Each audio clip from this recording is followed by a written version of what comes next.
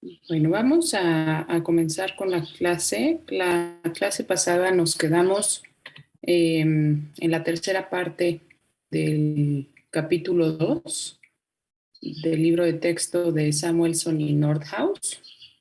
El capítulo 2 lo titularon ellos La moderna economía mixta y revisamos un primer apartado que era el mecanismo del mercado, un segundo apartado que ellos le denominan el comercio, el dinero y el capital.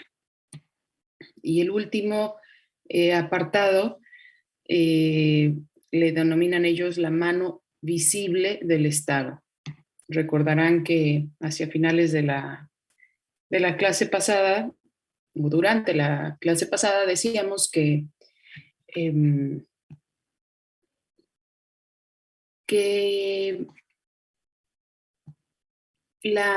esto de la moderna economía mixta, cuando hablamos de economía mixta, estamos haciendo la combinación, o sea, bueno, a lo que se refiere lo mixto es a la participación tanto del libre mercado, ¿no? Por eso es la primera parte la que habla del libre mercado, y la, y la participación en la economía también del Estado, ¿no?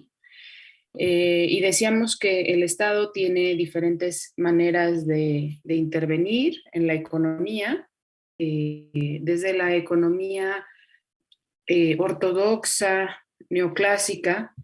La razón por la cual los estados intervienen en la economía es porque existen fallas de mercado. Eso decíamos que era la justificación para que el Estado interviniera en el funcionamiento de la economía. ¿A qué nos referimos con fallas de mercado? Pues a las diferentes imperfecciones que tiene el funcionamiento de la economía de mercado que producen situaciones que no son deseables. Por ejemplo, la contaminación, el desempleo, la desigualdad, etcétera, ¿no? Estos son producto del funcionamiento del mercado que se identifican como males, como la sociedad no desea más desempleo, la sociedad no desea más desigualdad, la sociedad no desea más contaminación y por lo tanto el gobierno interviene. Entonces, en cualquier economía del mundo, decíamos la clase pasada, por más conservadora que sea, eh, siempre hay una intervención por parte del Estado en la economía en mayor o menor medida, ¿no? Y hay diferentes formas de observar eso, la intervención del Estado en la economía. También decíamos que hay actividades que son típicas del Estado, por ejemplo, el ejército, la policía, el servicio meteorológico, etcétera. Hay empresas de utilidad social, como la exploración espacial o la investigación científica, que son financiados, ese tipo de empresas o ese tipo de actividades son financiadas con fondos del Estado, con fondos de la sociedad, administrados por el Estado. Y otra de las actividades típicas del Estado, pues es la de regular algunos tipos de negocios, ¿no? Ya decíamos la clase pasada, la regulación ocurre en muchísimos ámbitos, pero bueno, uno, uno lo, en muchísimos ámbitos. Uno lo puede ver en los bancos, uno lo puede ver en los medicamentos, en todo el sector salud, en el transporte, en la educación, ¿no? O sea, en todos lados hay regulación por parte del Estado. Y en ese sentido, pues es una eh, actividad importante del Estado en la economía. Y bueno, finalmente el Estado, también decíamos, cobra impuestos a sus ciudadanos y los redistribuye eh, para disminuir la desigualdad en la sociedad. Hay economías en donde esa función redistributiva del Estado funciona mucho mejor, es decir, son sociedades sin la intervención del Estado muy desiguales y después con la intervención del Estado se vuelven más igualitarias y en otras sociedades la función redistributiva del Estado tiene poca eficacia, es decir, son sociedades desiguales y después de que el Estado hace su trabajo de redistribuir, en realidad no hay mayor repercusión, ¿no? De eso, pues no hablaremos en esta clase, pero ya habrá las asignaturas para, para discutir, comentar eso, ¿no? Bueno, entonces les voy a compartir mi pantalla con la presentación PowerPoint, en donde nos quedamos la vez pasada. Y, y de ahí vamos a continuar para después comentar el capítulo 2 de ManQ, que era la tarea, o sea, lo que había que hacer para hoy, que tenían ustedes que hacer para hoy. A ver, aquí tienen.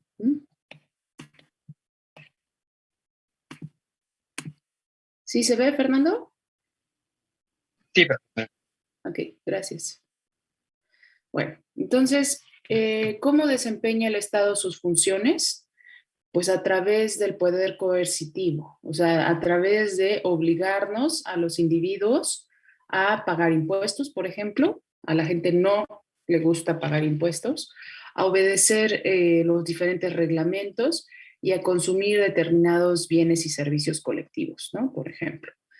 Decimos, el Estado tiene poderes coercitivos que le permiten desempeñar funciones que no serían posibles bajo el intercambio voluntario. Eso ya lo mencionábamos, ya habíamos visto esta diapositiva la clase pasada. Y creo que fue aquí donde nos quedamos, ¿no? 3 funciones económicas principales del Estado en una economía de mercado. Ahí pueden ustedes ver, 1 tiene que ver con la eficiencia, 2 tiene que ver con la equidad y 3 con la estabilidad y el crecimiento macroeconómicos. Eh, a ver, estas 3 funciones económicas, ojo, o sea, ya en diapositivas anteriores, yo hace un momento acaba de mencionar que el Estado tiene diferentes formas de intervenir en la sociedad y en la economía, tiene diferentes funciones, pero estrictamente hablando de funciones económicas, este libro de texto y todos los demás libros de texto que se basan en la teoría ortodoxa hablan de estas 3 funciones económicas principales del Estado en una economía. Entonces, los gobiernos aumentan la eficiencia. ¿Qué quiere decir eso? Que a los gobiernos les interesa que eh, los insumos, los recursos que existen se utilicen con eficiencia. ¿Y eso cómo lo hacen? Promoviendo la competencia, reduciendo las externalidades. Después vamos a ver con detenimiento qué es esto de las externalidades, pero básicamente podemos pensar en externalidades como la contaminación y la provisión, bueno, la contaminación, ¿no? Y además, otra de las cosas que hacen los gobiernos es proveer bienes públicos. Entonces, aquí en lo que nos interesa fijarnos es en el papel que juega el gobierno en términos económicos para aumentar la eficiencia entre los participantes en una economía de mercado para el uso de los recursos, ¿no? Y una de esas formas, pues, es promoviendo la competencia, como ya dijimos, reduciendo externalidades y proveyendo de bienes públicos. Un segundo elemento, si a ustedes les quedan dudas respecto a qué es esto de eficiencia, externalidades y bienes públicos, que son conceptos muy específicos, con definiciones muy específicas en economía, vamos a ver más adelante, pero que si a ustedes ahorita les surge la duda, búsquenlo pues, tanto en internet como en cualquier glosario de cualquier libro de texto, van a venir las definiciones de estos conceptos, ¿no? Una segunda función económica de parte del Estado es que fomenta la equidad. Igual que dijimos respecto a la participación del Estado en la economía, en la economía de mercado, a todos los gobiernos les interesa fomentar la equidad. La equidad está haciendo referencia a que los recursos se distribuyan de mejor manera, que no se concentren en pocos grupos de la sociedad, sino que se redistribuyan. ¿Y qué formas tiene el Estado para hacer eso? Ya lo habíamos mencionado, utilizando programas de impuestos y de gasto para redistribuir el ingreso a favor de determinados grupos, ¿no?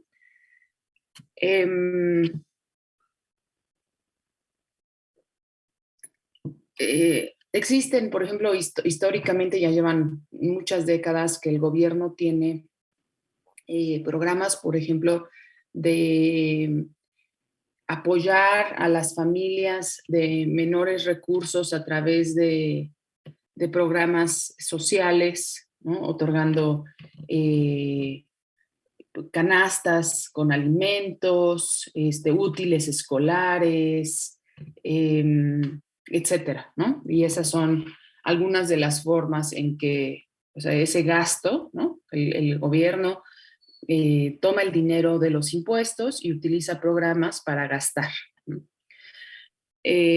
Hace unos pocos años hubo un programa que se llamó La Cruzada contra el Hambre, y lo que buscaban hacer aquí en México era la reducción del hambre en todo el país, ¿no? Y tenían pues distintas formas de abordar ese fenómeno, pero bueno, principalmente una de las formas más básicas pues es a través de la distribución de alimentos, ya sea de forma gratuita o a precios por debajo de los precios de mercado. Por ejemplo, en algunos puntos del país, en algunas delegaciones, en algunas localidades, las delegaciones, las alcaldías ofrecen comida corrida, por ejemplo, por precios muy por debajo del mercado, ¿no? Cerca de donde yo vivo hay una de estas lugares que les estoy comentando, en donde la comida corrida cuesta 11 pesos y pues es una comida completa, ¿no?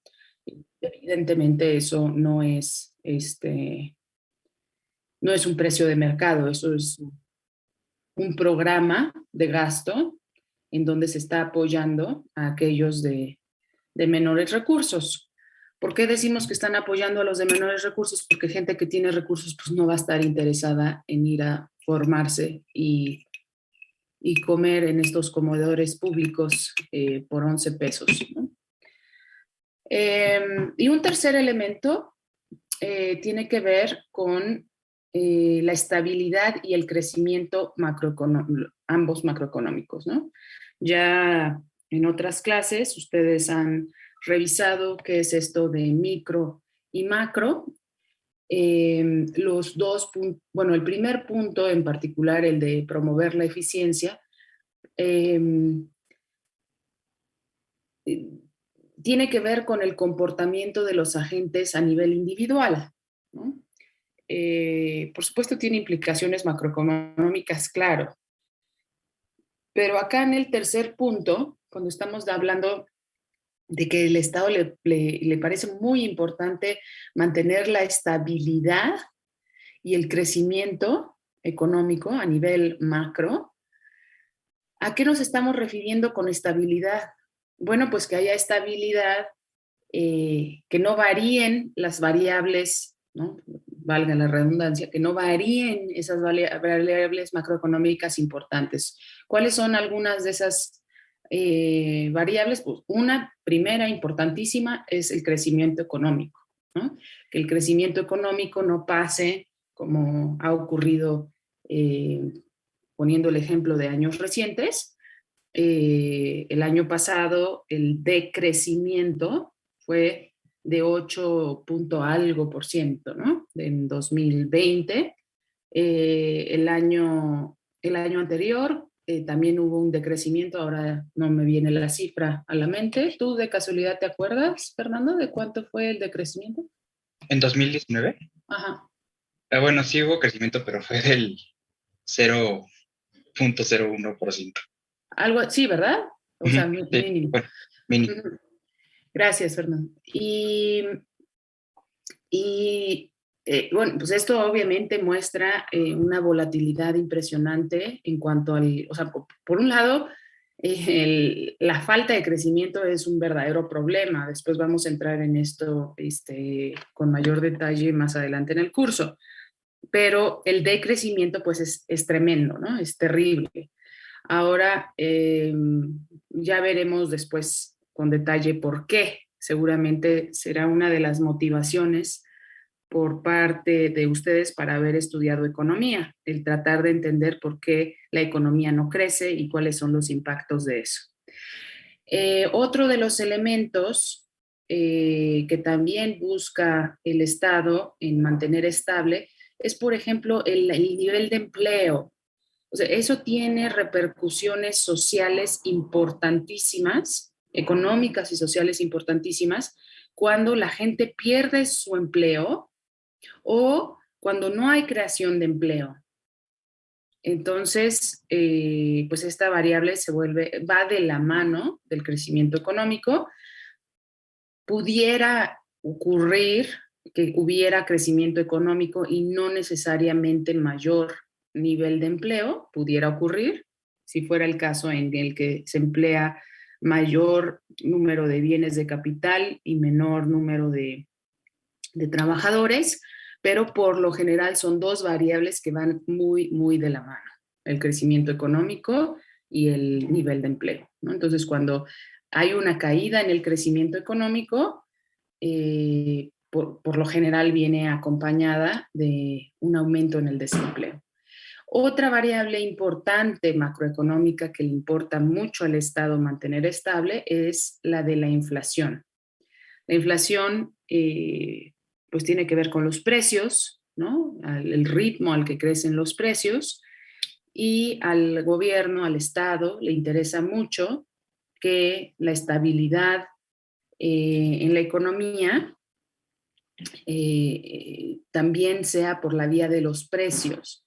Es decir, que en un periodo X, puede ser en un trimestre, en un año, en un mes, los precios no se disparen hacia arriba en más de un X%, ¿no? Actualmente todos los países se preocupan por el tema de la inflación, todos los estados se preocupan por el tema de la inflación. Diferentes estados tienen diferentes políticas para atender el tema de la inflación. En México hay la política del control de la inflación es a través de algo que se conoce como metas de inflación, y en México es del 3% más menos un punto porcentual. Es decir, que la meta de inflación en México es que los precios crezcan al año 3%, y está bien si crecen un punto porcentual arriba, o sea, 4%, o si crecen 2%. Mientras esté dentro de ese rango, no hay problema, pero sí hay problema para el gobierno que esa inflación salga de ese rango, ¿no? ¿Y por qué? Ya vamos a ver más adelante en el curso. Hay diferentes problemas económicos y sociales serios de la inflación descontrolada. Y también hay un debate entre los economistas de si la meta de inflación que tiene, por ejemplo, en el caso de México, que tendrán también otros países, si esa meta de inflación es la adecuada. ¿Por qué? Porque todas las partes de la economía están interrelacionadas. Y entonces, cuando uno controla demasiado, en eso consiste la postura de los que critican las metas de inflación. Cuando uno controla demasiado la inflación, restringe la posibilidad del crecimiento, ¿no? Y entonces hay quienes critican que en el caso, por ejemplo, de México, esa meta de inflación es demasiado baja. Y bueno, ahí hay implicaciones de cuál es el papel del Banco Central, de su autonomía, etcétera, etcétera, pero tampoco entraremos en eso. ¿Qué instrumentos tiene el Estado para desempeñar esta función económica de la estabilidad y el crecimiento económico? Tiene dos grandes herramientas, la política fiscal y la política monetaria. También más adelante vamos a hablar de ellos con un poquito más de detalle, pero básicamente la política fiscal, cuando hablamos del fisco, a veces así se refieren a la Secretaría de Hacienda, tiene que ver con el cobro de impuestos, ¿no? El cobro de impuestos y qué se hace con ese dinero. Entonces, la política fiscal tiene que ver con el cobro de impuestos y con el gasto público, ¿no? Con esas dos cosas tiene que ver la política fiscal. Y la política monetaria, pues tiene que ver con todo lo que tiene relación con el dinero, con el control de la oferta monetaria, con el control de los precios, etcétera, ¿no? Bueno, aquí vamos a ahondar un poquito en ese primer elemento que era el de la eficiencia. Y dice, hay tres razones importantes por las que los mercados no funcionan de forma eficiente. O sea, ya dijimos que al Estado una función importante es promover la eficiencia. Cuando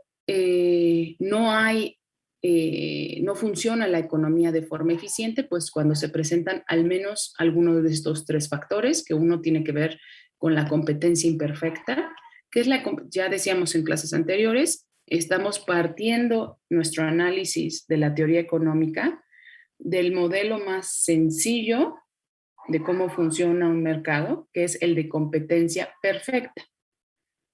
Y cuando nosotros analizamos cómo opera un modelo de competencia perfecta y lo entendemos, después, como la realidad difícilmente se acerca a ese modelo ideal de competencia perfecta, entonces lo que vamos haciendo es haciendo más complejo nuestro análisis y suponiendo, ¿no? Agregando supuestos de cómo es que no funciona la economía de esa forma perfecta, ¿no? Bueno, un elemento que siempre se señala es el de la competencia imperfecta. ¿Cuándo ocurre? Hay varias razones para las que pueda haber competencia imperfecta, pero una de ellas es cuando un comprador o un vendedor puede afectar el precio de un bien. Ya hemos hablado de lo que es un mercado de competencia perfecta, creo que fue la clase pasada, creo, no recuerdo si también en clases anteriores, pero bueno, el punto es que en un mercado de competencia perfecta hay un sinnúmero, o sea, muchísimos compradores y un sinnúmero de vendedores y por lo tanto ninguno puede afectar el precio del bien. ¿Quién determina el precio del bien? Se determina en el mercado, como habíamos dicho la clase pasada. O sea, yo no puedo como comprador o como vendedor influir en el precio del bien simplemente porque la competencia me come, ¿no? O sea, yo no, como vendedor, pensemos en el caso más común, yo como vendedor, si vendo una botella, por ejemplo, pensando en el mercado, las botellas de agua se venden en 10 pesos, yo no puedo, en una situación de competencia perfecta, yo no puedo vender mi botella de agua en 50 pesos, pues simplemente porque nadie me la va a comprar. Por eso decimos que como vendedor no tengo poder de mercado para afectar el precio de un bien, porque nadie me va a comprar a 50 pesos. Yo quisiera que el precio del agua, como vendedora, que el precio del agua, una botella de agua de 1 litro costara 50 pesos, pues nadie me la va a comprar. Pero cuando sí hay la posibilidad, como lo dice aquí, cuando hay una situación de competencia imperfecta y sí hay la posibilidad de que un vendedor afecte el precio de un bien, por ejemplo, en el caso de un monopolio, si yo soy la única persona que vende agua en todo el país, pues claramente voy a tener posibilidad de afectar el precio del bien, porque soy la única que lo vende. Y entonces, quien quiera comprar, pues que pague el precio que yo pongo. Bueno, del lado del comprador puede suceder lo mismo. Del lado del comprador puede haber, por ejemplo, muchos vendedores y solo un comprador.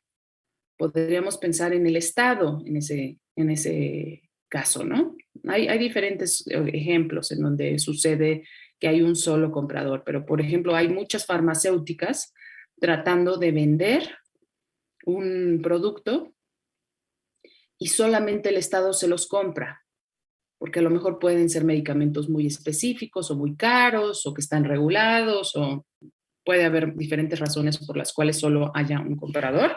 Y entonces el comprador tiene poder de mercado, es decir, puede fijar el precio del bien. Le puede decir a todas esas farmacéuticas, yo no te compro a 50, te compro a 10 y hazle como puedas, si no, se te queda el producto y se echa a perder, ¿no? Jorge alzó la mano. Es una pregunta muy puntual, Jorge. Sí, sí. Sí, Es una adelante. pregunta puntual. En cuanto a la competencia imperfecta, eh, ¿podría la volatilidad de la bolsa podría entrar dentro de, por ejemplo, cuando se afecta de que un inversionista, no sé, a través de la especulación, no sé, tal vez, se afecta un cierto bien en la bolsa y que se generaliza a nivel global? Por ejemplo, que Elon Musk diga que va a apostar todo a naranjas porque las naranjas, no sé, X y que se ¿cuál es el precio? Claro, si el agente que participa en X mercado tiene poder de mercado, porque es muy, o sea, muy poderoso. Cuando hablamos de poder de mercado, puede ser si la bolsa de valores funciona con un sinnúmero de participantes. Y si hay un participante muy poderoso, pues eso sí puede hacer que se modifique el funcionamiento de la bolsa de valores. Y pues lo hemos visto en diferentes episodios, ¿no? Cuando una empresa muy importante quiebra, pues tiene afectaciones, o cuando una empresa muy importante compra muchas empresas, tiene afectación, muchas acciones, tiene afectaciones o sea, en la operación, en los precios que se están moviendo en la bolsa de valores, que son las acciones. Entonces, sí. Rafael. Gracias. Sí, yo, en cuanto ya hablando de eso, de bolsa de valores, igual sería como un ejemplo el caso de Evergrande, ya que, por ejemplo, el caso de Evergrande podría ser igual una afectación de mercado, pero mundial, o no. Y el rescate chino que no intervino, etcétera. Y ese conjunto de factores. A ver otra vez, porque no me quedó muy clara la pregunta. Claro, podría intervenir, o sea, este caso de afectación de mercado en los precios y en la inflación, por ejemplo, el caso de Evergrande o Lehman Brothers o cualquier empresa súper mega importante, afecte la economía nacional. Es igual un caso como lo dice, como lo explica bien mi compañero, que es un caso de una persona importante intervenga una empresa, pues quiebre la economía o la inflación. Sí, sí, o sea, sí, cuando estamos hablando, sí, o sea, cuando estamos hablando de competencia perfecta, estamos hablando de que hay muchísimos compradores y muchísimos vendedores en donde ninguno tiene poder de mercado. El caso extremo del lado del vendedor el caso extremo de competencia imperfecta del lado del vendedor, del lado de la oferta, es el monopolio. Pero en la realidad, difícilmente vemos monopolios. Lo que vemos son muchos oligopolios, pocas empresas con poder de mercado. Entonces, claro que ya no son un sinnúmero de vendedores, sino son 3, 4 grandes empresas. Y cuando una de ellas quiebra, pues tiene afectaciones en el funcionamiento del mercado. Entonces, sí estamos ante, o sea, una forma de competencia imperfecta es el oligopolio. Entonces, una pregunta, ¿cómo dice competencia perfecta? ¿Sería una bolsa de valores que sea plana, sin subidas ni bajadas? ¿Eso sería perfecto? No, bolsa de valores una competencia perfecta quiere decir que hay un sinnúmero de compradores, o sea, muchísimos compradores, en donde ninguno tenemos poder de mercado, ninguno podemos afectar el precio, y al mismo tiempo hay un sinnúmero de vendedores donde ninguno puede afectar el precio. Un ejemplo que yo siempre doy en clase de competencia perfecta es ir a Chapultepec y querer comprar chicharrones. Si los chicharrones los venden a, no sé cuánto cuestan hoy en día los chicharrones, pero bueno, estos de bolsita o las papitas fritas así, ¿no? 15, 20 pesos. Si yo llego y le digo a la persona al primer puesto en el que me paro, me dice que me los venden 100, pues simplemente me voy al siguiente puesto y me los van a vender en 20 y me voy a dar cuenta que todos los puestos o todos los ambulantes los venden en 20. Entonces, el vendedor que quiere vender en 100 no va a vender nada. Y solito el mercado lo va a depurar, porque se va a quedar fuera del funcionamiento del mercado. Él no tiene poder para vender a un precio distinto al precio de mercado. Si yo llego y les digo a los vendedores que les compro a 5 pesos los chicharrones, nadie me los va a vender, porque todos los demás compradores están dispuestos a pagar 20 pesos. Porque hay muchísimos vendedores vendiendo exactamente lo mismo. Esa es otra de las condiciones para un mercado de competencia perfecta, que hablemos de un bien homogéneo, que estemos hablando de exactamente el mismo bien. Por lo general, cuando yo voy a Chapultepec, las papas, la calidad de las papas, por ejemplo, es exactamente la misma de un puesto a otro, porque todos lo compran del mismo.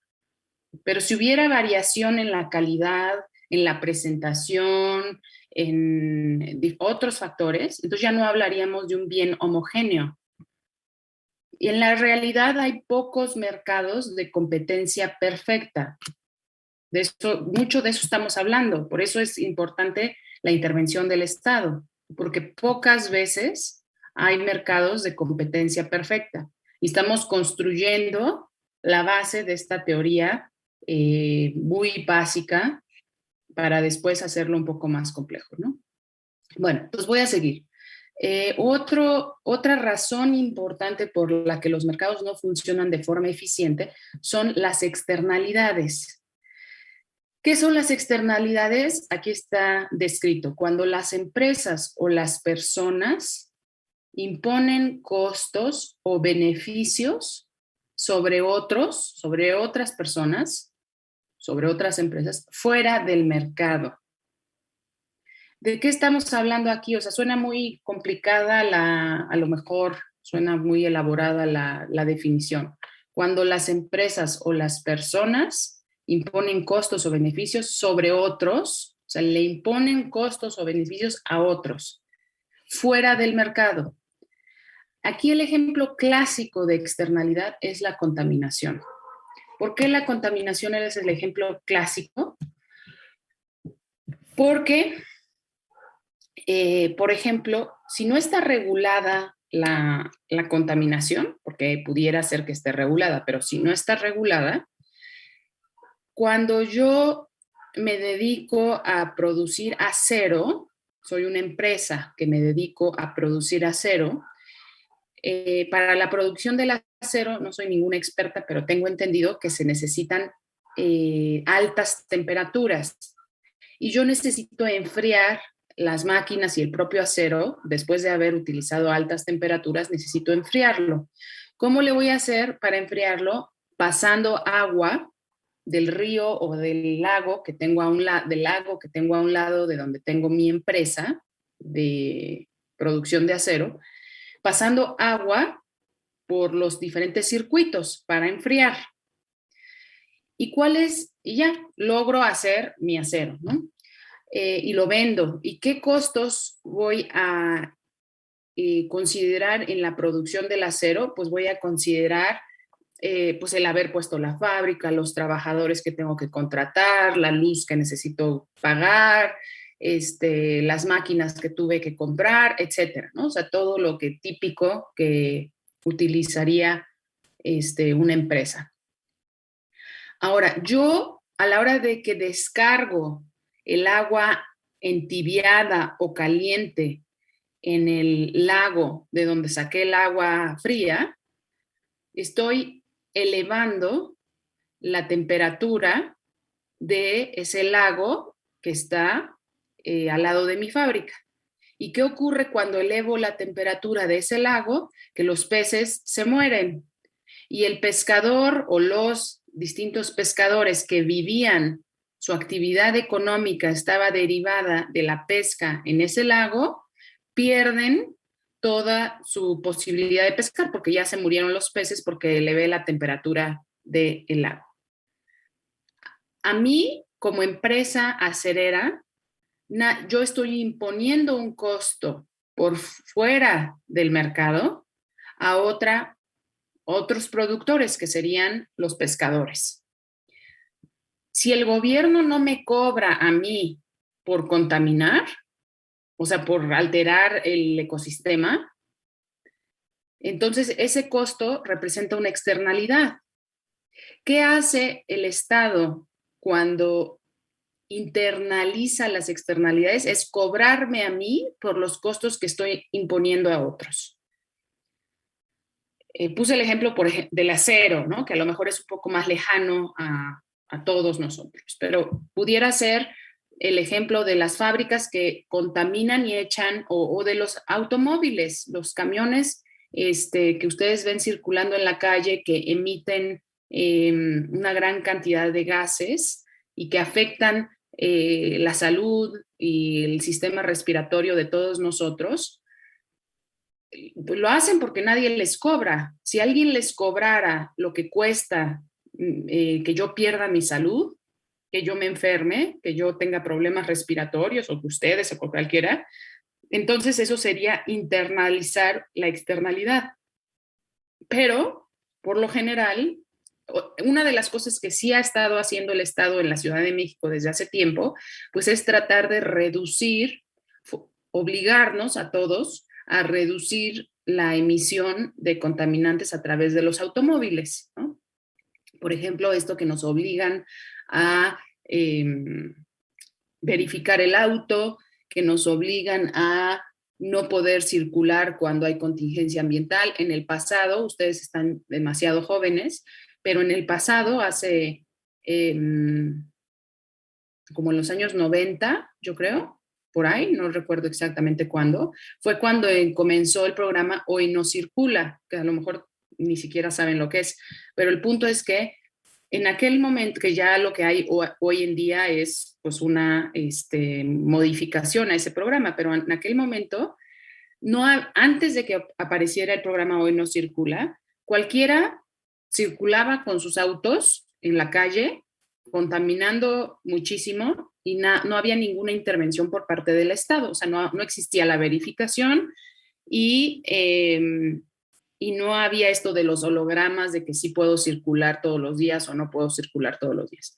Cuando inició el programa Hoy No Circula, a todos los automovilistas nos obligaron a dejar de circular un día a la semana.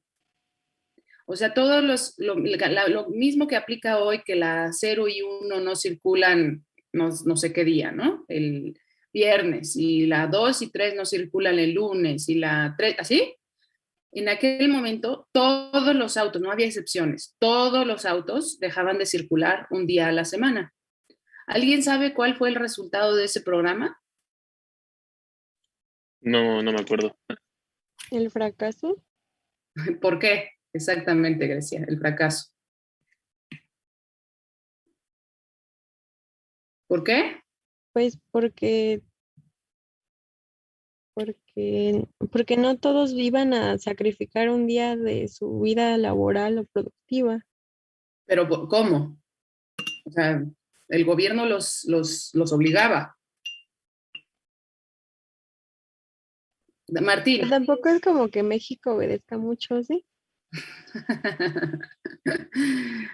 En cuestión del hoy no circula, yo no sé si ustedes en su familia tienen autos, pero una de las cosas en las que la gente sí obedece es con eso. Martín alzó la mano y después Jorge.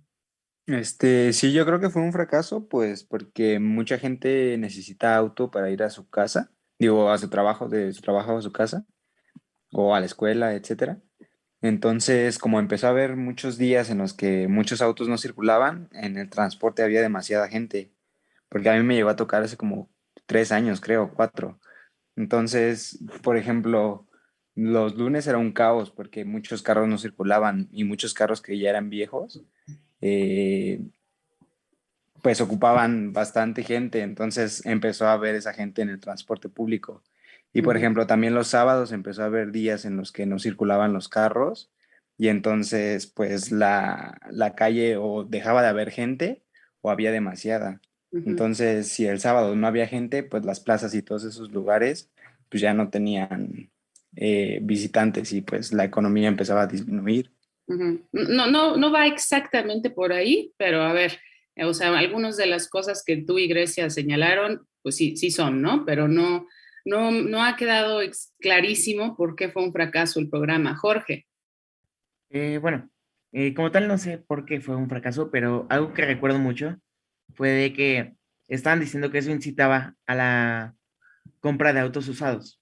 O sea, en lugar de que se compraran autos agencia, porque normalmente, o sea, cuando compramos autos en agencia es porque, pues, digamos que viene todo el paquete completo. Va a circular diario, está en funcionamiento, etcétera. Pero entonces lo que estaban escuchando, bueno, lo que me acuerdo mucho es de que decían que eso iba a incitar a la compra de autos usados en lugar de comprar autos nuevos. No es exactamente eso lo o sea, sí, ese es parte del fenómeno. A ver, jóvenes, si lo que el gobierno quería era que dejáramos de utilizar nuestro auto un día a la semana, de 5 días laborales, pensando en que son lunes a viernes, son los días en que más la mayoría de las personas esa es su jornada laboral, de lunes a viernes. El programa funcionaba de lunes a viernes. Y lo que quería el gobierno es que en lugar de sacar el auto 5 días a la semana, solo lo sacaran 4 y pensaba el gobierno que eso iba a reducir sustancialmente la emisión de contaminantes. Ese era lo que se buscaba, reducir la emisión de contaminantes. ¿Por qué? Porque los contaminantes que nosotros emitimos con los autos afectan la salud, el medio ambiente, etcétera, de los demás. O sea, una externalidad, una forma de tratar de controlar o de disminuir era imponiéndonos a cada uno de nosotros con automóviles el costo, o sea, que redujéramos ese costo por contaminar. ¿Qué ocurrió en la realidad? Olvídense de si los carros eran nuevos o eran usados. Las familias adquirieron un segundo automóvil, por lo que ya dijeron varios de ustedes, porque necesitaban ir a trabajar, necesitaban moverse, o sea, no podían dejar de moverse y el sistema, el transporte público no es una alternativa para muchas personas. ¿Por qué? Porque si el transporte público implica 2, 3 horas de transporte y en el auto media hora o son varios miembros de la familia, lo que sea, hay muchas ocasiones en las que el transporte público no es una alternativa. Entonces, lo que ocurrió fue que las personas, las familias compraron un automóvil, tenían un auto y con eso satisfacían sus necesidades. Se duplicó en la Ciudad de México el parque vehicular. Entonces, en lugar de tener 100 autos circulando, de pronto las familias, o sea, en la Ciudad de México existían ya no 100 autos, sino 200. Olvídense si nuevos o usados. ¿Y qué pasó? Que la familia que no circulaba el lunes y que solamente utilizaba, o sea, que utilizaba un auto antes del programa de lunes a viernes, o sea, circulaba 5 días, ahora dejó de circular el lunes, seguía circulando 4 días, ¿no? De martes a viernes, y el segundo automóvil no lo usaban solo para el lunes. En esa familia usaban el automóvil, pues, los 4 días que podía circular. Entonces se pasó que de familias que circulaban antes del programa 5 días, pasaron a circular 8 días, porque un carro circulaba 4 días y el otro circulaba 4 días, y ya 2 miembros de la familia no tenían estacionado el auto. Si ya lo compraron, lo usaban. Entonces, en ese sentido fue un fracaso, un tremendo fracaso. Y entonces, pues una vez que se duplicó el parque vehicular, no hubo manera de reducir ese parque vehicular. Fue un programa muy desastroso para el medio ambiente. Por eso es tan importante saber cuál es el papel del gobierno y que esos programas estén bien pensados y bien planeados. Y ustedes pueden observar que hay miles de ejemplos en la realidad nuestra, de la ciudad, pero además del país, en que los programas están mal planeados y no resuelven los problemas. Lo que hicieron después fue hacerle modificaciones a ese programa. Ahora ya todo gira en torno a la verificación, ¿no? A la verificación. Y decía Grecia que somos un país en el que no obedecemos. Bueno, el tema de la verificación, la gente obedece porque obedece. Quizás los camiones y el transporte público obedecen un poco menos, pero los automovilistas comunes y corrientes, o sea, cuando se aparece la patrulla ambiental, que no recuerdo, algo así se llama, patrulla ambiental, la gente obedece. O sea, ¿por qué? Porque las multas son altísimas, porque se lleva el auto la grúa, porque ir al corralón cuesta un dineral. O sea, hay ciertas cosas en este país en donde las reglas funcionan y donde no funcionan, en donde se aplican y donde no se aplican. Pero en una en donde sí se aplica, pues es en eso, ¿no? Pues bueno, entonces, nada más esto era como un poco para ejemplificar qué es esto de externalidades. Igual más adelante lo vamos a ver con un poco más de detalle, ¿no? El tercer razón por la cual los mercados no funcionan de forma eficiente es porque existen bienes públicos. ¿Cuáles son esos bienes públicos? Son algún bien o servicio que todos pueden disfrutar y que es imposible impedir que alguien las disfrute, ¿no? Que alguien disfrute de ese bien o servicio. Un ejemplo clásico de un bien público es el ejército. Todos debemos pagar el precio y sufriremos las consecuencias de que exista un ejército, lo querramos o no. Y bueno, hay muchos otros ejemplos de bienes públicos. Hay como ciertas acotaciones aquí, ¿no, Fernando? En cuanto a los bienes públicos, pero, o sea, no quiero dedicarle demasiado tiempo, pero a lo mejor nada más para que tú comentes como algunos de los detalles importantes del concepto de bienes públicos. Claro, bueno, una de las características es que no se pueden eludir, o sea, independientemente de que nosotros hagamos uso o no uso de ellos, los vamos a terminar pagando, ¿no? Por ejemplo, lo que comentaba la profesora del ejército, es ¿no? La defensa nacional. Otro podría ser el servicio meteorológico, otro podría ser las luminarias también, que a lo mejor hay personas que estarían no tan dispuestas a pagarlas, pero por su característica es un bien público, ¿no? O sea, es mejor que todo el mundo la pague porque si no, no habría como empresas privadas dispuestas a ofrecer ese producto, ¿no? Uh-huh. Uh-huh. Ok, gracias, Fernando. Pues ahí tienen más ejemplos, ¿no? De bienes públicos. El asunto es que todos pueden disfrutar y que es imposible impedir que alguien las disfrute, ¿no? Quieran o disfrutar o que estén ahí, ¿no? Bueno, el segundo elemento que decimos por qué debe intervenir el Estado es por el tema de la equidad. Los mercados no necesariamente producen una distribución justa del ingreso. O sea, no estamos diciendo que los mercados siempre producen una distribución injusta. Lo que sí estamos diciendo es que no necesariamente producen una distribución justa del ingreso. Y eso hace que cuando no hay una distribución justa, el Estado quiera hacer algo al respecto. Entonces, una economía de mercado puede producir desigualdades en el ingreso y en el consumo que no son aceptables para el electorado. A ver, en esto meten aquí la cuestión política, ¿no? No son aceptables para el electorado. Y a continuación dice, muchas de las preguntas normativas, ustedes ya saben qué es la diferencia entre la economía positiva y la economía normativa. En la economía normativa estamos en el deber ser, la sociedad debería ser más justa o la sociedad debería pagar por lo que sea. Todo lo que tiene que ver con el deber ser, estamos en el campo de lo normativo. Entonces, muchas de las preguntas normativas se responden en el campo de la política y en sociedades democráticas es a través de las votaciones.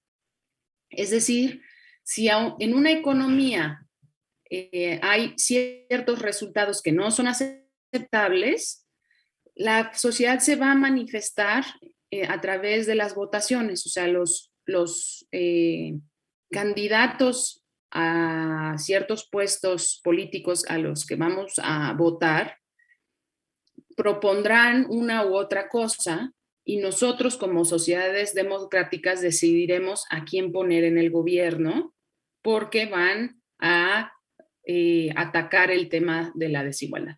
No vamos a entrar en el debate de si el presidente actual está atacando o no el tema de la desigualdad en el ingreso, pero bueno, lo que es claro es que lo que llevó el presidente actual al gobierno fue un hartazgo por parte de la sociedad con los regímenes anteriores, con los gobiernos anteriores, por una falta de resultados, como dice ahí, no era aceptable para el electorado los resultados de los gobiernos anteriores.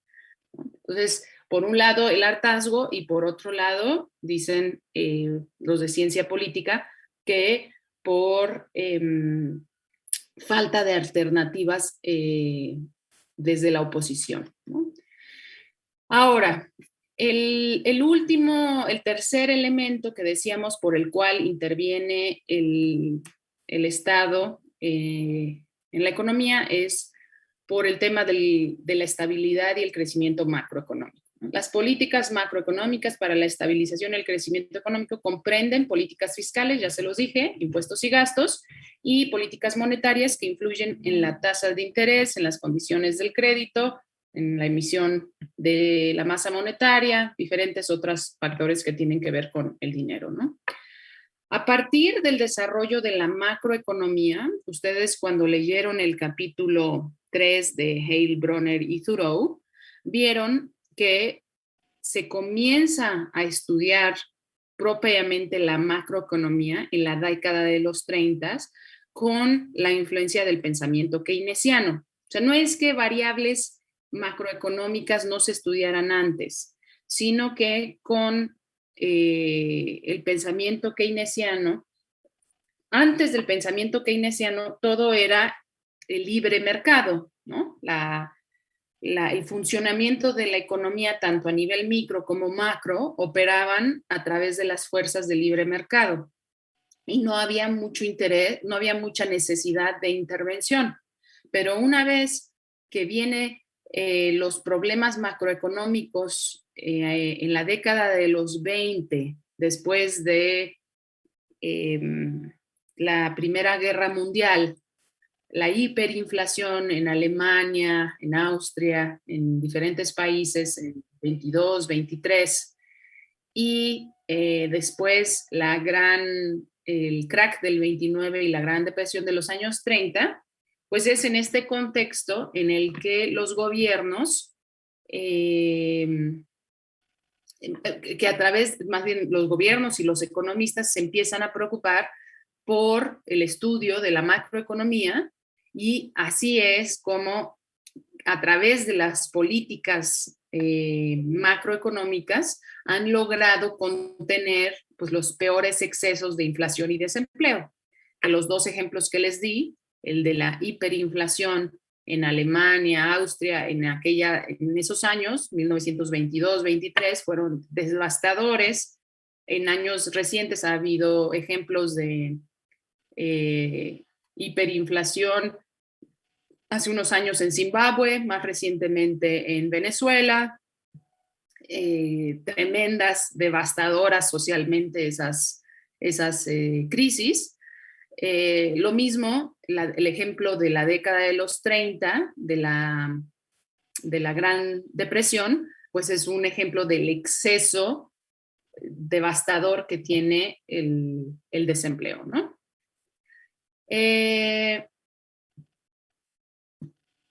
Aquí tengo un cuadro que salió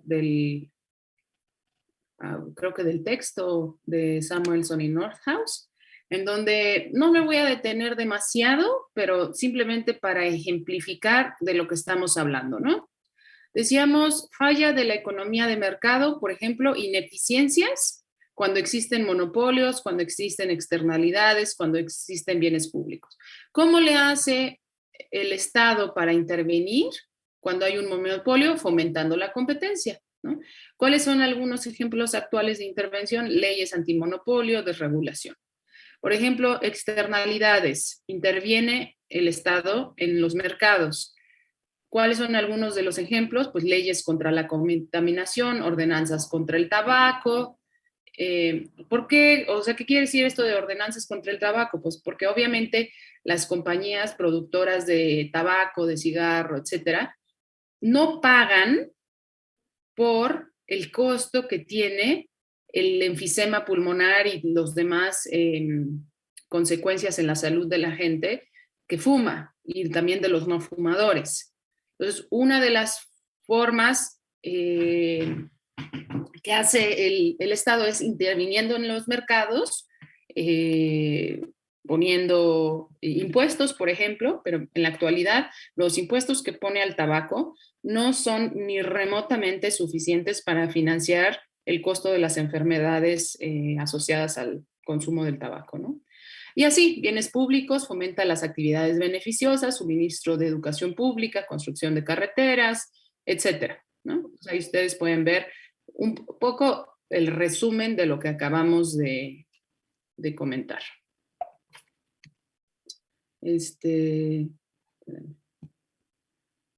Creo que Fernando y dicen que también Santiago Riverol tienen problemas con el internet.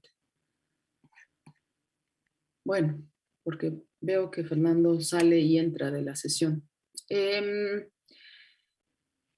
Ahora,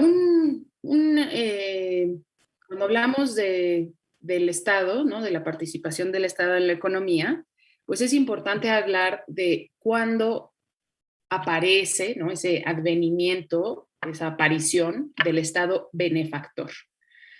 Los antecedentes inmediatos, que son pues la razón por la cual aparece el estado de bienestar, son los excesos del capitalismo de laissez-faire de finales del siglo XIX.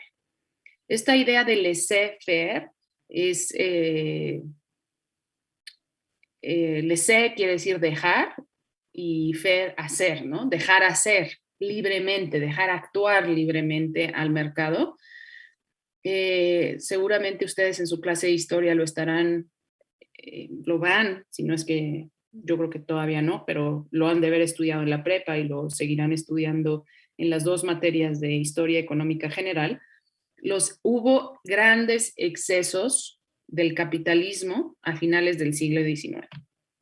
Cuando Adam Smith, un optimista del sistema capitalista, él escribía en el comienzo del sistema capitalista, en donde no se había hecho patente los excesos que podría tener el sistema capitalista sin la intervención del Estado. Ya para mediados del siglo XIX eran mucho más palpables esos grandes excesos, es también en el contexto en el que Marx estaba escribiendo, y por eso también su postura mucho más crítica respecto al capitalismo, ¿no?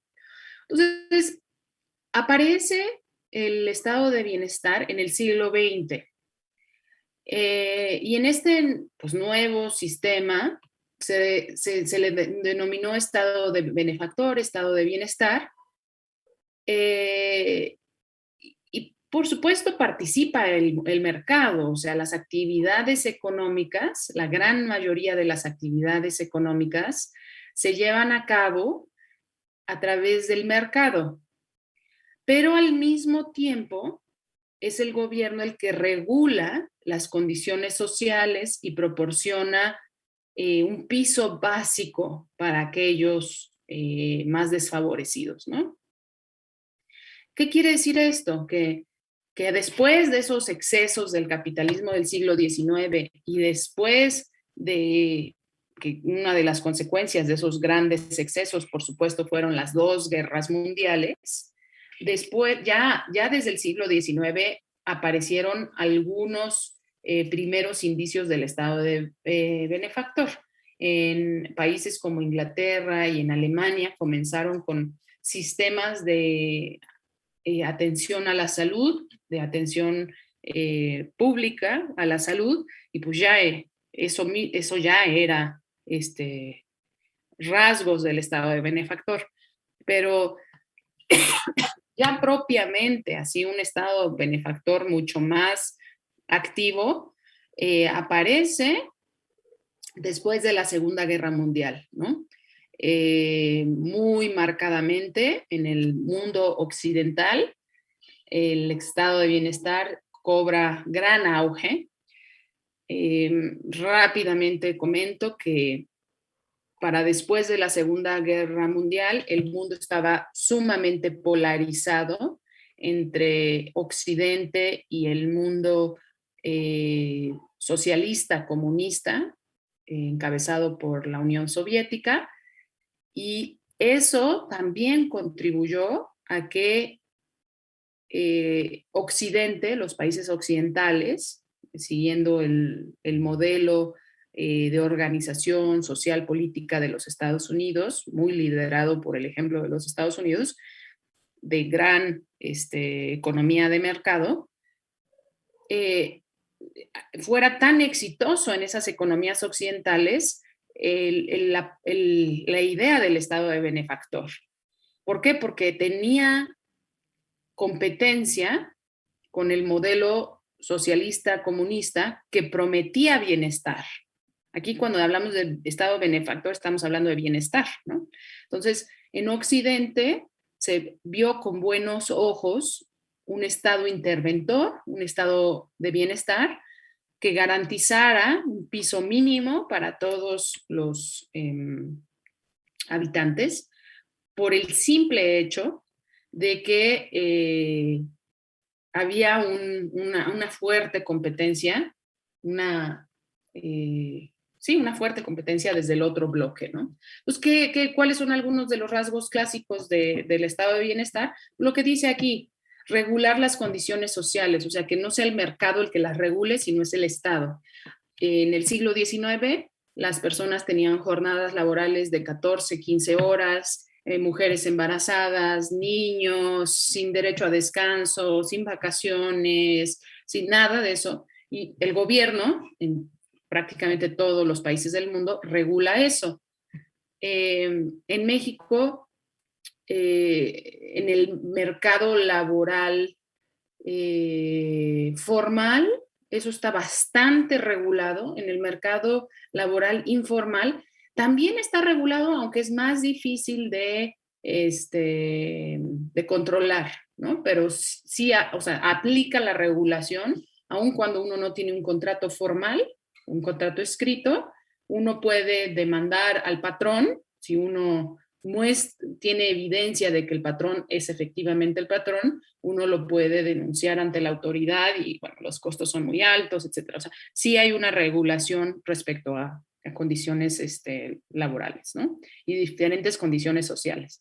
Otra de las cosas que ha sido modificada en México es el tema de las pensiones. Antes uno tenía garantizada una pensión cuando uno llegaba a cierta edad avanzada, ¿no? Los 60 años, Ahora no, ya desde el 97, se cambió la ley de pensiones y ahora lo dejaron a un poco a las libres, o sea, no es del todo a las libres fuerzas del mercado, pero antes tenía uno garantizada una pensión, ahora uno tiene que ahorrar a fuerzas a través del sistema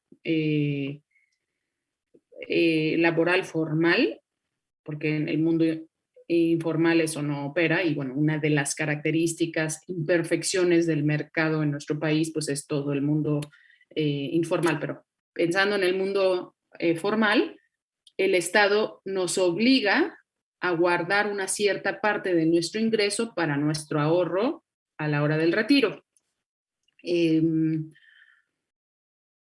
pues si uno trabajó poco o uno ganó poco a lo largo de la vida, pues lo que uno ahorró, lo que el Estado le obligó a ahorrar, con eso se va a pensionar, ¿no? Y en el pasado era distinto, en el pasado había una pensión mínima para todo el que había trabajado, ¿no? En el mundo formal nuevamente.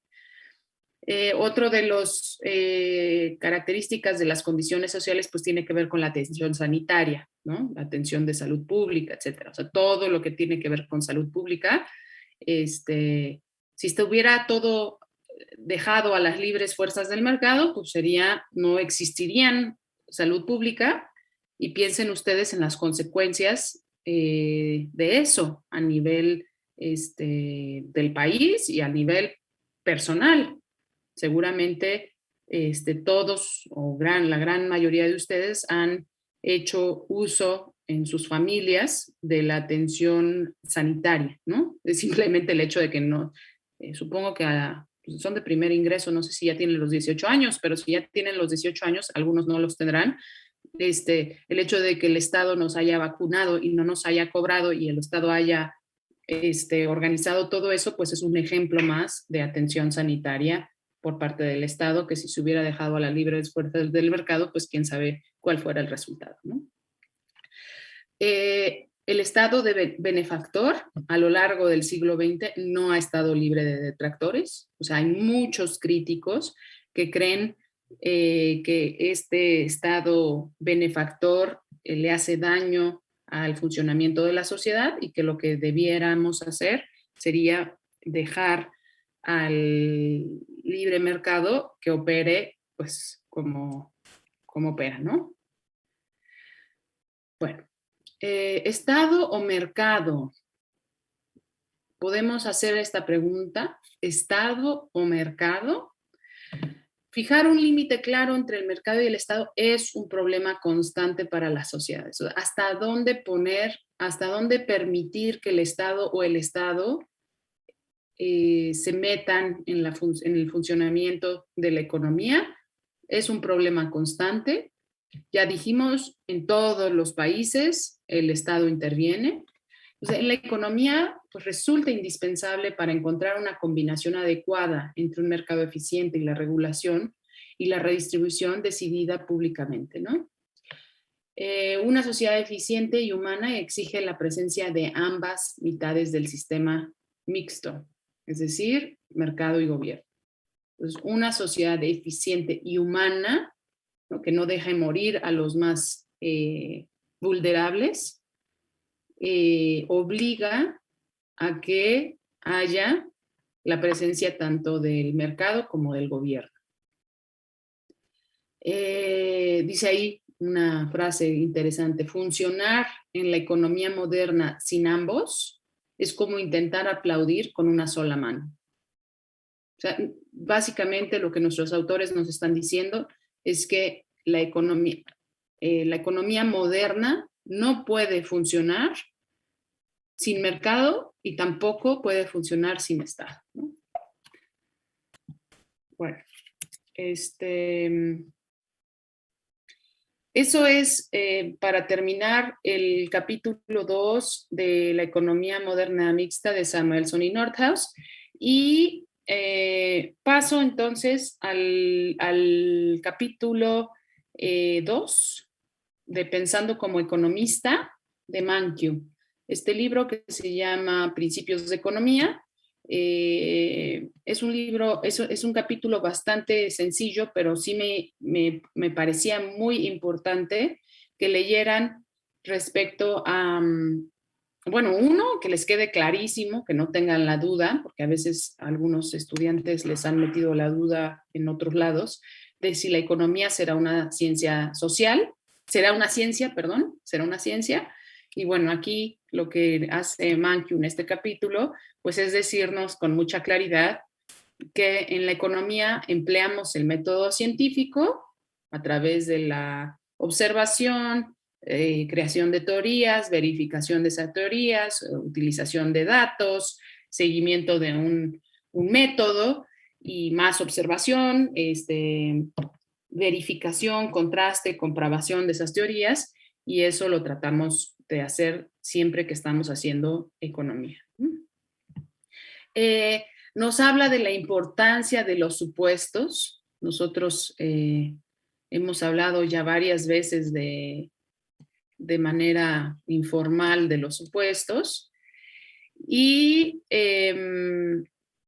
nos presenta la idea de los modelos económicos, ¿no? ¿Qué son esos modelos económicos? Pues simplificaciones, en la que de forma sencilla estamos tratando de entender cómo opera el funcionamiento de algo en el que hay muchas partes interrelacionadas y que es complejo. Entonces, cuando empleamos modelos económicos, lo que estamos tratando de hacer es facilitar la comprensión del funcionamiento por ejemplo, de la economía en una sociedad, ¿no? Y por eso nos mete en esta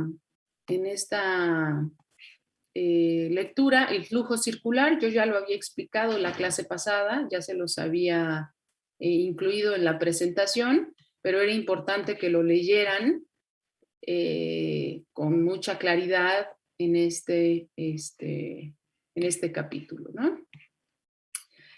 Un segundo modelo importante del cual nosotros no hemos hablado en clase es el de la frontera de posibilidades de producción. Y ese me importa mucho que quede claro. Entonces, antes de pasar al concepto de la frontera de posibilidades de producción, alguien que quiera comentar cómo les fue, qué les pareció, sobre todo si hay dudas respecto a todo lo que está presentado en este capítulo de Mankiw, capítulo 2, antes del modelo de la frontera de posibilidades de producción. Ahorita es el momento para preguntar.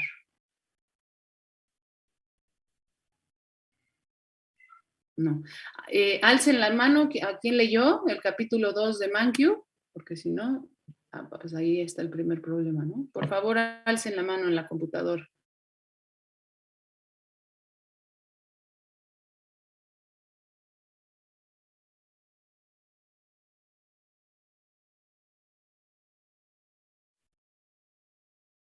Ok, entonces, bueno, según esto, leyeron 25 participantes, entonces, ¿quién me puede decir algo? ¿Algún comentario de este capítulo? ¿Qué les pareció? Eso sí lo pueden hacer. ¿Alguien? ¿Eli? Sí, maestra. Bueno, lo que leí... espere. Ya, es que me salí del celular porque estaban las dos. Uh-huh. Lo que leí, pues es que la lectura trata, pues bueno, trata de los economistas y lo que abordan su manera del estudio a lo científico. Y eso es algo, pues, no sé, habla también de, no sé, como que el conocimiento que utilizan los científicos a lo largo de la vida. Entonces, los economistas utilizan métodos, el de observación, y en la lectura nos dice que el método de observación, bueno, primero nos dice Newton que la teoría de observación se hizo por un árbol y así existió la teoría de la gravedad. Y para los para los economistas el método de observación es, por ejemplo, nos dice que un país que está experimentando un rápido incremento de precios está motivado por eso, se decide a escribir una teoría sobre la inflación. También habla de del papel de los supuestos, nos dice que un físico hace supuestos, pero los economistas también hacen supuestos, debido a que ellos simplifican el mundo complejo y ellos lo hacen más fácil para que lo entiendas o lo comprendas. También Ok. habla de los modelos económicos y pues habla de que ¿Algo hay... ¿Mande? te pareció claro? ¿Te quedaron Sí. dudas? No, sí, me pareció claro porque habla en una parte que, o sea, que los economistas aconsejan a los diseñadores, pero a veces no es bueno seguir esos consejos. Ok, muy bien. Bueno, Gracias, Eli. sí, de nada. Yukari tiene alzada la mano. Sí, maestra. Bueno, ya para no repetir lo que dijo mi compañero Eli, bueno, justamente empieza con la parte científica de la economía, luego habla de la importancia de los supuestos en nuestra ciencia, también habla de los modelos. Y una parte interesante es cuando menciona justamente la asesoría política, o bueno, que nosotros como economistas podemos ser asesores políticos y que además estamos en constante, no contradicción, pero en disputa con nosotros, con otros de nuestra misma licenciatura, pues, o sea, con los demás economistas también estamos discutiendo todo el tiempo. Y yo tenía más bien una duda en un último concepto que dice, a ver, déjelo busco, casualidad inversa. Lo leí varias veces, pero me seguía sin cuadrar exactamente a qué se refería. Y por el otro lado, me parece que la lectura era que simplificaba ya varios conceptos que nosotros hemos visto, como lo es macroeconomía y microeconomía o las afirmaciones normativas y las positivas. Entonces, ya le dio buen cierre a muchas cosas que ya hemos visto. Sí, gracias, Yukari. A ver, esto último que comentas era gran parte de la motivación de por qué leer este capítulo, porque creo que cierra con varias cosas de las que, o sea, lo explica bien, le vuelven a ustedes a dar una vuelta distinta, se dan cuenta que leer lo mismo escrito por otra persona nos refuerza el conocimiento y quizás nos ayuda a tenerlo más claro, ¿no? O sea, cuando uno se encuentra el mismo tema escrito por otras personas o por una segunda ocasión, eso ayuda a aclarar muchas dudas, entonces por eso era importante que hicieran eso. No lo vamos a estar haciendo en el resto del semestre, leyendo a unos y a otros, eso es algo que a través de este ejemplo de haberles dejado el capítulo 2, aun cuando ya muchos de los conceptos ya los habíamos visto, como ya claramente lo dijo Yukari, le pareció que redondeó, aclaró, quizás a lo mejor no profundizó, pero aclaró, ¿no? Ayuda a afianzar las ideas en la cabeza. Eso lo van a tener que hacer ustedes por su cuenta en el resto de la carrera. Nosotros el resto del semestre nos vamos a pegar a un libro de texto que va a ser Parking, simplemente por simplificar el proceso de enseñanza-aprendizaje, y el resto del semestre ustedes van a tener que hacer esa tarea por su cuenta de contrastar en otras lecturas, ¿no? Causalidad, más que lo inverso, causalidad es el concepto que debe quedar claro. Una de las cosas que a los economistas les preocupa, o sea, nos ocupa, más que lo preocupe, es saber la causalidad de las cosas, o sea, el orden en que ocurren las cosas. Si tal factor provoca una cierta circunstancia, o es al revés, o es ida y vuelta, ¿no? ¿A alguien se le ocurre algún ejemplo, o tú, Fernando, de causalidad? Por ejemplo, yo recuerdo cuando tomé la clase de econometría hace muchísimos años, uno de los primeros ejemplos que dio el profesor fue que con métodos estadísticos sofisticados encontraron una relación entre, creo que los ciclos de la luna, algo que tenía que ver con el espacio, o sea, con el funcionamiento del espacio, ¿sí? Y el crecimiento económico. Y entonces, por el hecho de que encontraban cierta relación, estaban buscando la causalidad. O sea, ¿qué causaba qué? Que si cuando había luna llena iba a crecer, no me acuerdo exactamente cuál era el ejemplo, pero tenía que ver con una cosa así ajena, o con la lluvia, por ejemplo, que cuando un año que llovía mucho, entonces crecía mucho la economía, o con la luna o así, pues ahí no hay, o sea, por el hecho de que encontremos una relación estadística, no quiere decir que hay una relación económica. Y entonces, ¿qué relación guarda? O sea, y menos una relación de causalidad. No hay una relación de causalidad entre los ciclos de la luna o el sistema solar y el crecimiento económico, el desempeño económico, ¿no? Entonces, ¿qué causa qué? ¿No? Ahora no me viene a la mente pero lo voy a pensar para la siguiente clase, pero el asunto aquí es qué causa qué, porque dependiendo de qué causa qué será el enfoque y lo que podamos hacer. Bueno, les decía que quería rápidamente explicar qué es esto de la frontera de posibilidades de producción. Es un concepto muy importante, espero que les haya quedado claro. Rápidamente les voy a compartir la pantalla.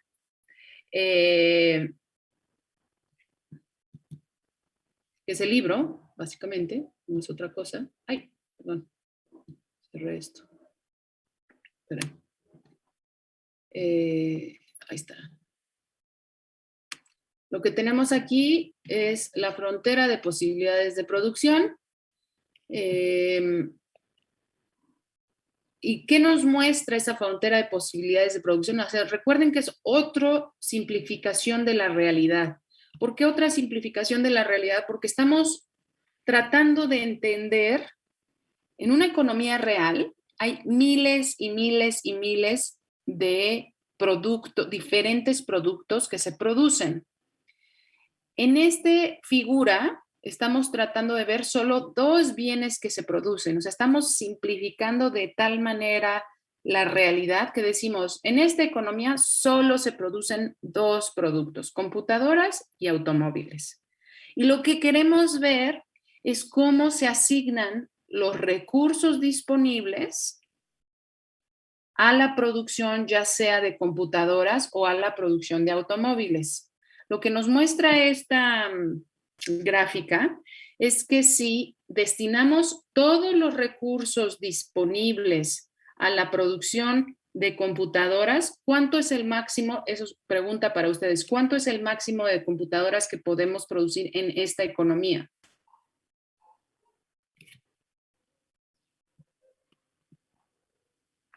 Jóvenes, son casi las 12:30. Rápido. 3,000. Sí, ¿quién habló, Martín? Sí. 3,000. Pues sí, aquí claramente sí se ven dónde tengo el cursor. Sí, en 3,000, ¿no? Entonces, si asignamos todos los recursos disponibles, lo máximo que podemos producir es 3,000 de computadoras. ¿Cuánto es lo máximo que puedo producir de automóviles? 1,000. 1,000, ¿no? Este es el punto acá, el punto máximo. No podemos producir más, o sea, estamos utilizando todos los recursos disponibles. ¿Qué nos muestra? ¿Por qué se llama frontera? Porque es el máximo que podemos producir Por eso dice posibilidades de producción, frontera de posibilidades de producción, en una economía haciendo uso de todos los recursos disponibles. ¿Qué son todos los recursos? Tierra, trabajo y capital, ¿no? Haciendo uso de todo. Por lo general, las economías están sobre la frontera de posibilidades de producción, ¿sí o no? Sí, porque existen recursos limitados y bueno, también influye mucho pues la tecnología con la que se disponga. Uh-huh. Eso dice Uriel. O sea, tú dices que por lo general las economías sí se ubican sobre la frontera de posibilidades de producción. ¿Quién más? Yo digo que no, que la mantienen de abajo. ¿Por qué? Pues para no echarse todos sus recursos en un solo bien. No, no es por eso, pero por lo general las economías no operan sobre la frontera de posibilidades de producción. Por lo general operan por debajo de la frontera de posibilidades de producción. Simplemente piensen en el factor de producción trabajo.